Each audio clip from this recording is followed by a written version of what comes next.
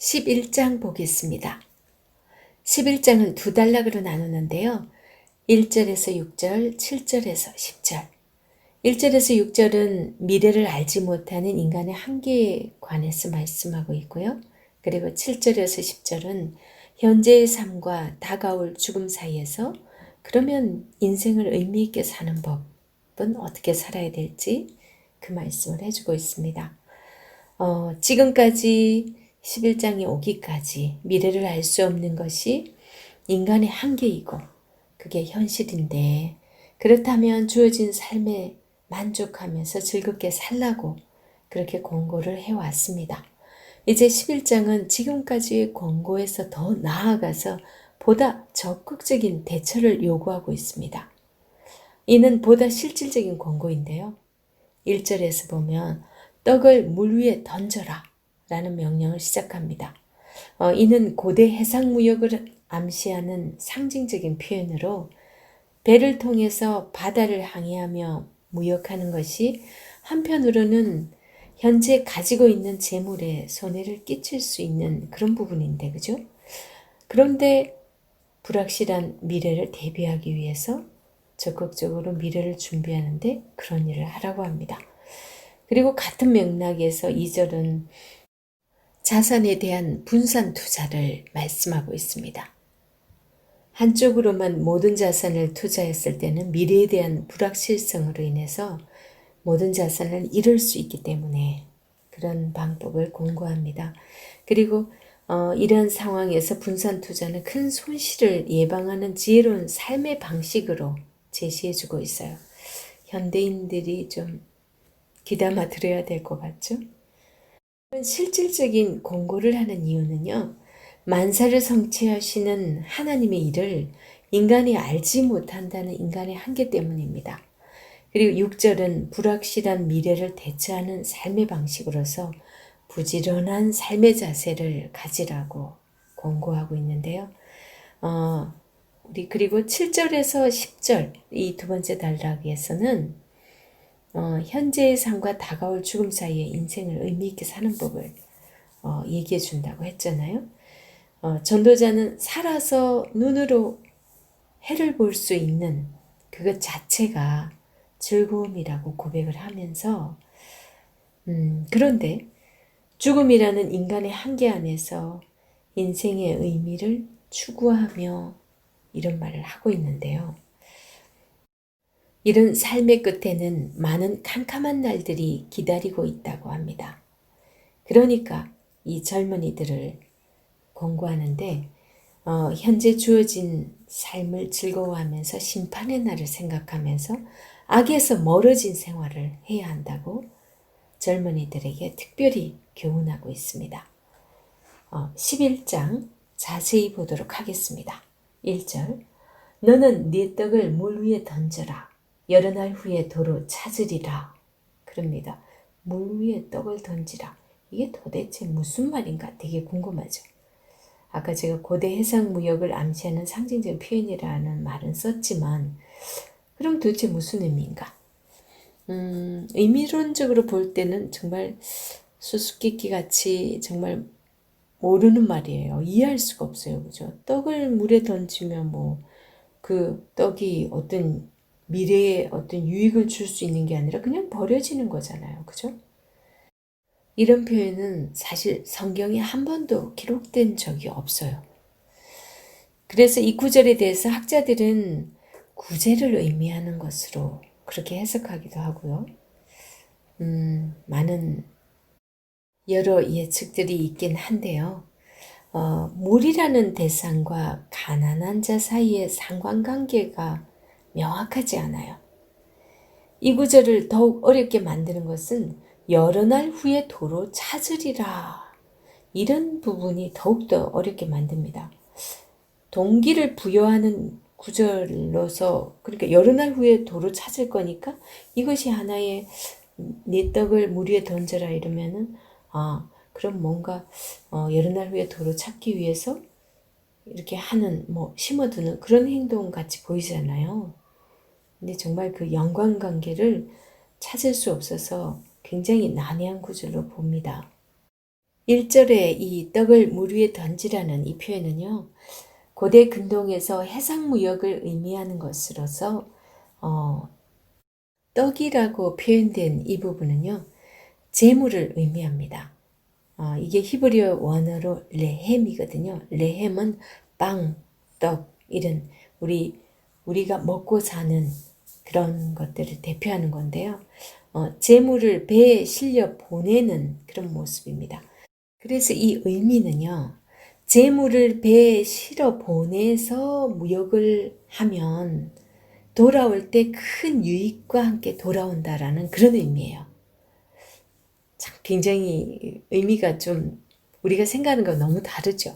그냥 있는 그대로 그냥 떡을 물에다 던지라 이게 아니라 이 주로 해상무역을 하잖아요. 그럼 배에다가 많은 재물을 싣고 가서 이렇게 장사를 하면 많은 유익이 돌아오는 그런 일들이 있다는 거죠. 그러니까 조금 투자하면 조금이지만 많은 재물이니까 이 재물을 배에 실어서 그러니까 어떤 자기가 팔 것만 가지고 가는 게 아니라 이렇게 뭔가를 사서 이렇게 팔 수 있는 돈까지 이렇게 가지고 가서 이 무역을 한다면 돌아올 때는 큰 유익을 얻을 것이다 라는 그런 의미로서 재물을 가지고 무역하면 유익이 있다 이 의미로 해석이 됩니다. 이는 불확실한 미래에 대한 전도자의 현실적인 조언이고요. 해상을 통해서 무역하는 것이 큰 위험 부담이 있지만 그래도 불확실한 미래를 준비하는 좋은 대비책이 될 수 있다라는 점으로 권고하고 있습니다. 그 다음에 2절은요. 이걸 두고 분산 투자라고 합니다. 인간의 분명한 한계는 미래를 알지 못하는 거잖아요. 그것은 창조주 하나님의 영역이라고 고백을 하는데요. 그러나 미래를 알지 못한다고 해서 그러면 내가 아무것도 할 수 없네 이러면서 그냥 생전 투자도 안 하고 전혀 재테크에 신경도 안 쓰고 그렇게 살면 진짜 남들보다 너무 가난하거든요. 그래서 2절 후반부에서 보면 전도자는 무슨 재앙이 땅에 임할는지 네가 알지 못한다 라고 하면서 인간 한계 현실을 또 직시하면서 이런 현실을 그러면 어떻게 내가 보내야 뭔가 불확실한 그 미래를 대비할 수 있을까? 그것에 대한 이제 권고를 하는데요. 전도자가 제안하는 대처 방법은 분산 투자예요. 1절의 해상무역에 관한 표현이 현대인들에게는 좀 낯선 그런 부분이죠. 사실 해당되는 사람만 해당되고 지금도 그 당시도 그렇겠죠. 하지만 그때 좀 사업을 한다고 하는 사람들은 거의 해상무역을 많이 했습니다. 그런데 지금 2절의 이 분산 투자의 이 원리는 오늘날 누구에게나 확 와닿는 말이고요. 특히나 이 주식 같은 거 하는 사람들에게는 정말 상식적인 이야기로 들려지는 그런 말입니다. 물론 2절 초반에 7이나 8배에게 주라는 이 구절이 사실은 정확하게 무엇을 의미하는지는 확실한 답은 없어요.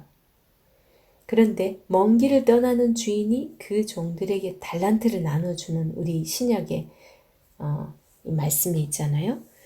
그것을 봤을 때 이윤을 남기도록 했던 신약의 이 비유를 들어 봤을 때는 아마도 여러 사람들에게 재물을 위탁하는 것으로 생각해 볼 수 있다고 해석을 합니다. 분산 투자를 하면서도 여러 사람에게 재물을 위탁하는 것. 왜냐면 그 중에 또 사기꾼이 있을 수도 있으니까, 그죠? 일반적인 지금 지혜를 말씀하고 있습니다. 그 다음에 3절에서 5절은요. 만사를 성취하시는 하나님의 일에 대해서 말씀하는데 3절에서 5절 읽어보겠습니다.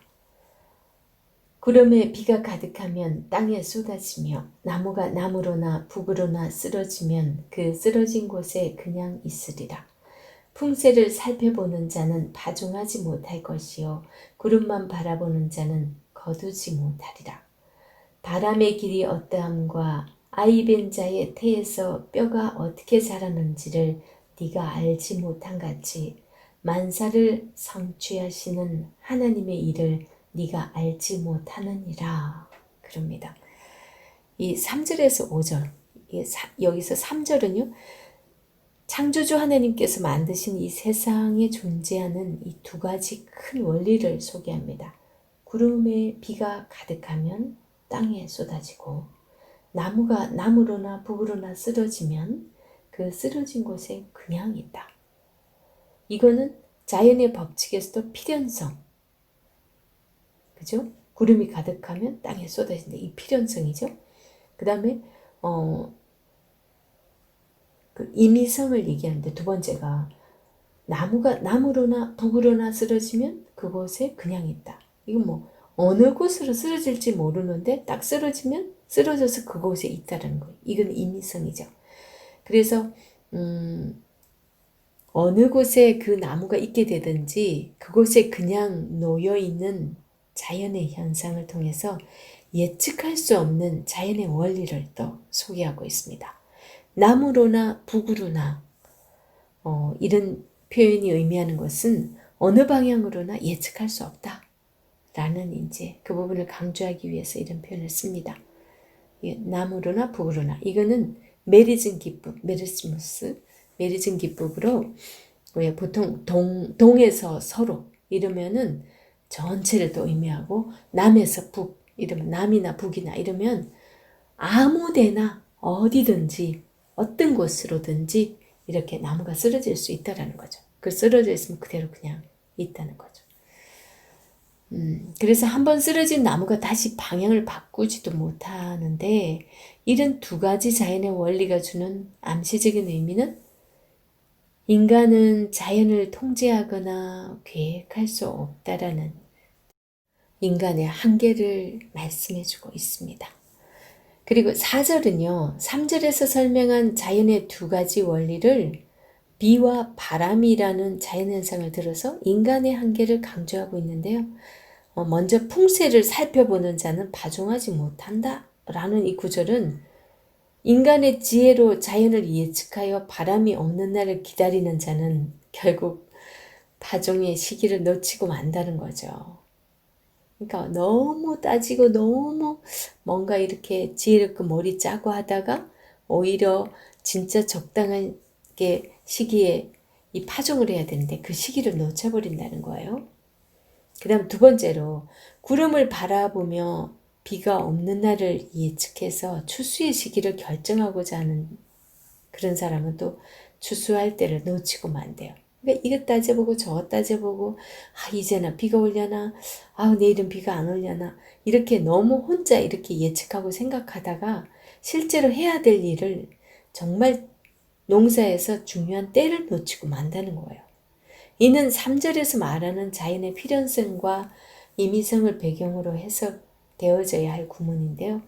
자연을 예측하여 씨를 뿌리고 추수를 하는 것은 지혜로운 것이지만 인간은 자연을 결코 다 알 수 없다는 거예요. 그러니까 인간이 참 자연도 하나 제대로 알 수 없는 한계를 가진 존재다. 이걸 더 강조하고 있습니다. 그리고 5절은요. 이런 4절의 모호함을 좀 더 분명히 설명하고 있어요.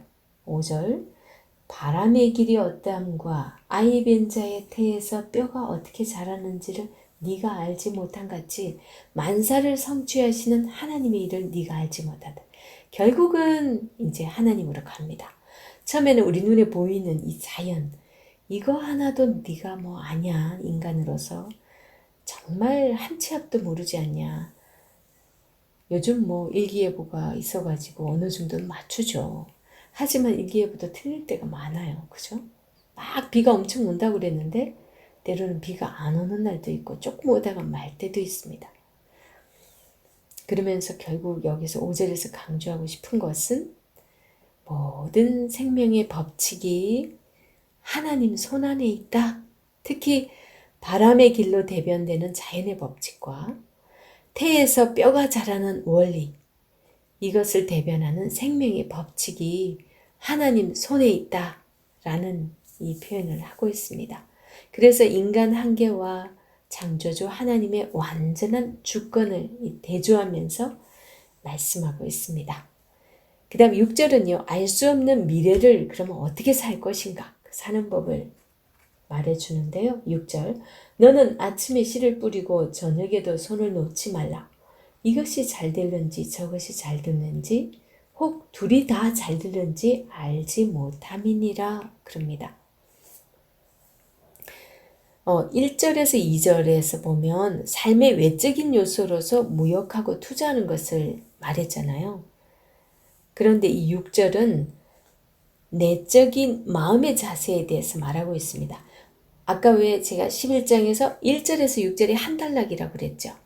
그러니까 서두 부분에서 1, 2절에서는 외적인 요소를 가지고 우리가 어떻게 불확실한 미래에 어떻게 살아야 될지를 얘기를 했다면 이제 6절에서는 내적인 마음의 자세에 대해서 말하고 있습니다.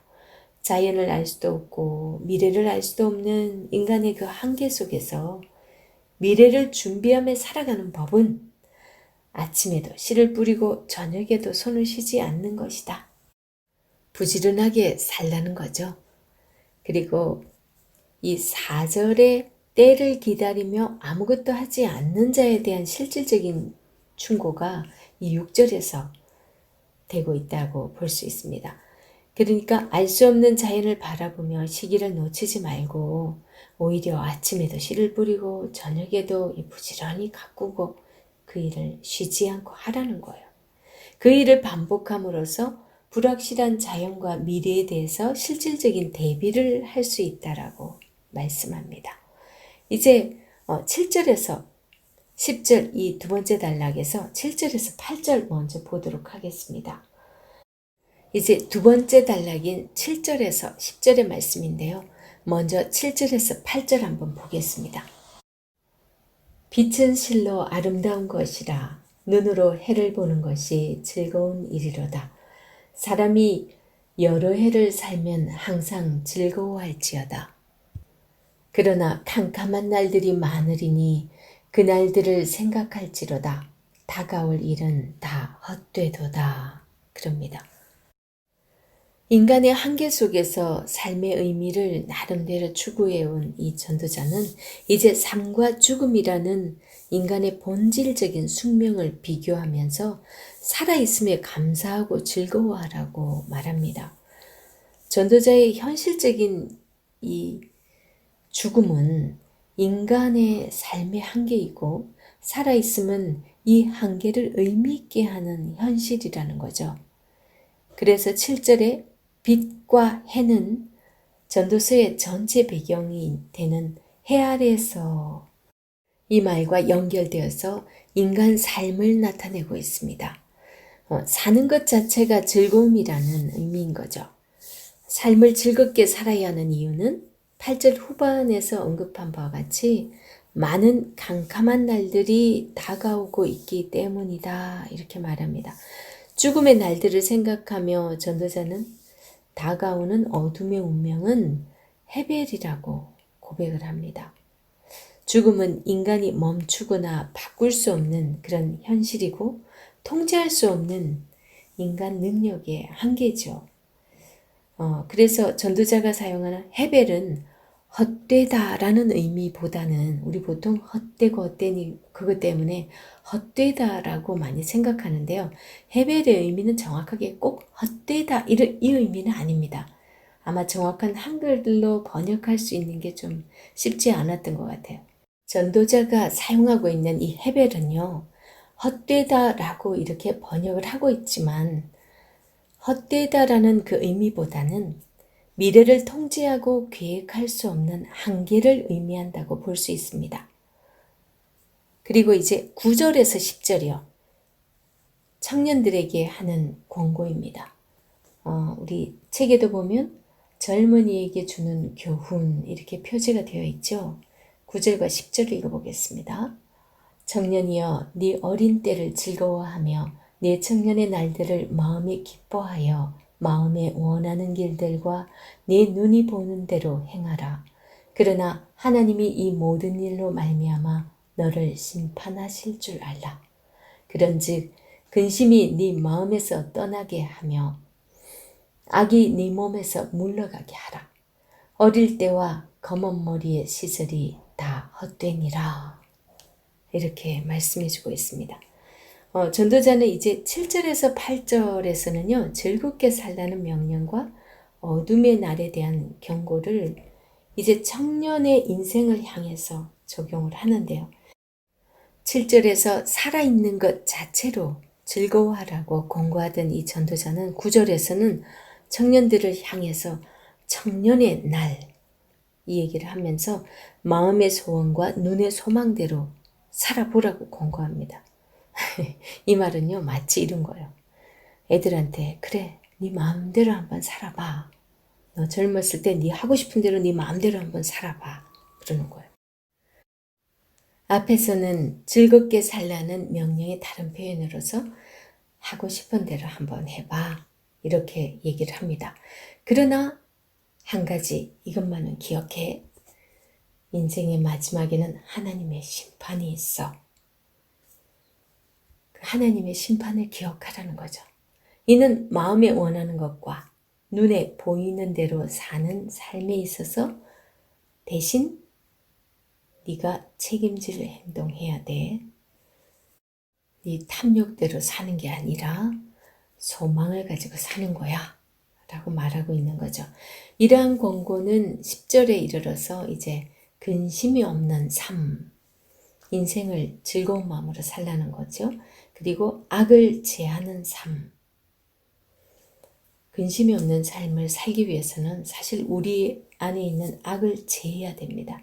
이 악한 마음들이 우리를 자꾸 욕심으로 이끌고 가고 또 좋지 못한 일을 행하게 하고 그렇기 때문에 그 악을 제하는 삶을 살아야 사실은 근심이 없는 삶이 됩니다. 그래야 또 진정한 즐거움을 누릴 수 있는 그런 인생이 되고요. 이렇게 균형 잡힌 삶에 대한 권고로 마무리하고 있습니다. 마지막으로 이러한 청년의 시절을 또한 헤벨이라고 하는데요. 청년이라 할지라도 그 계획과 뜻대로 모든 것을 다 이룰 수 없는 그런 한계 속에서 살아간다는 사실을 또 한번 짚어주고 있습니다.